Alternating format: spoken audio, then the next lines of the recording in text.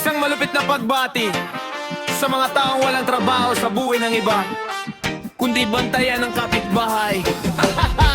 Oh!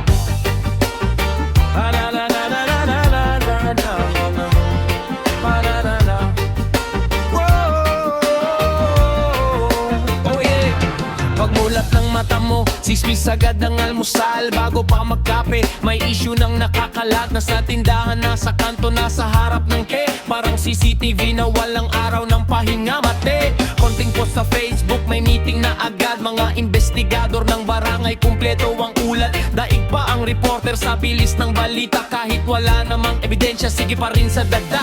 Oy, Mayor ng Marites, kumusta ang opisina? Ilang buhay na bang napag-usapan mo kanina? Abala ka sa kwento ng iba araw at gabi.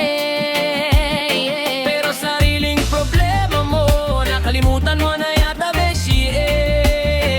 Chika dito, chika doon, parang may program mula umaga hanggang hapon. Libre ang bibig pero ang ingay ay milyon, kaya pati lamok sa kanto napapafacepalm na rin ngayon. Chika dito, chika doon, parang may program mula umaga hanggang hapon. Libre ang bibig pero ang ingay ay milyon, kaya pati lamok sa kanto napapafacepalm na rin ngayon. Hey, may nakita lang na magkasama, may nobela na agad. Kinabukasan may anak na raw at kasal lang naganap. Grabe ang imahinasyon, parang direktor ng sine. Kulangan na lang ng popcorn block, nag-star na ang eksena.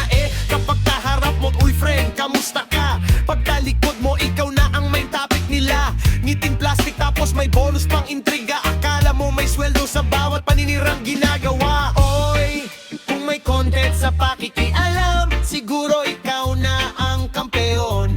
Kung may medalya sa tsismisan, baka may ginto ka ng koleksyon. Oy, Mayor ng Marites, kumusta ang opisina? Ilang buhay na bang napag-usapan mo kanina? Abala ka sa kwento ng iba araw